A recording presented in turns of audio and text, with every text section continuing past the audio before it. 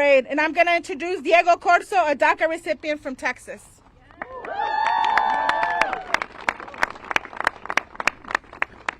Thank you very much for this opportunity.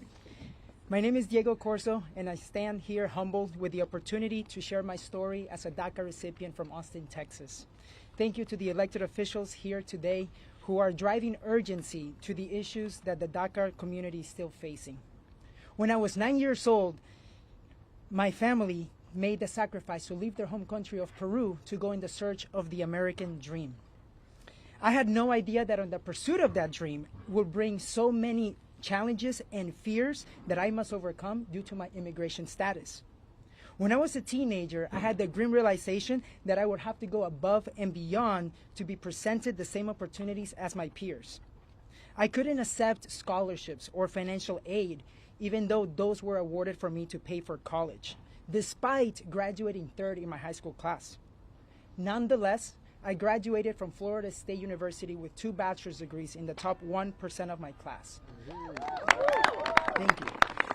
But I still couldn't get a job because of my immigration status. I was stuck. But that's when the DACA program got introduced, and that is when my life began to change. With over 10 years since the inception of the DACA program, dreamers like myself have built our whole lives here. Imagine this. At the age of 22, pre-DACA in 2012, I couldn't work or drive, and my bike was my only mode of transportation. With DACA, by age 23, I was able to get a job as a software developer with General Motors and be able to buy my first home. By age 26, I owned 8 rental properties and achieved full financial independence. And now, by age 32, I own over 60 rental properties and own multiple million-dollar businesses. Thank you. And I've achieved all of this because my dreams are bigger than my lack of papers. But I still believe that we still haven't achieved our full potential. I haven't achieved my full potential. And it is all because of the uncertainty of not knowing what the future holds.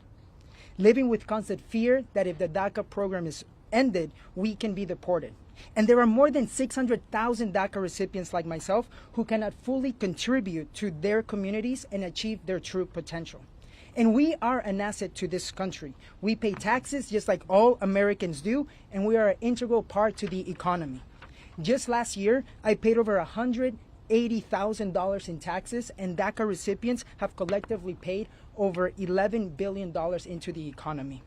And even we've contributed and excelled, the long-term security of our stay here in this country has not. And dreamers have shown up endlessly with courage and determination for our rights to live free from fear and to stay here and together with our families. Passing legislation before the end of 2022, it's imperative, and it is the only way to ensure that our lives is not thrown into chaos. My home state Representative Senator Corden has made supportive statements for the Dreamers in the past. And I know that he knows that DACA recipients are contributing and boosting the Texas economy. We are small business owners, teachers, nurses. We have our families here and deep roots in our communities. So I hope that he joins the champion senators who are here by my side today to find a solution and make a deal this year. Only Congress can fix this, and we must pass a permanent legislative solution through the lame duck session because our lives depend on it. Our lives are on the line, and we must do it now. Thank you. Thank you.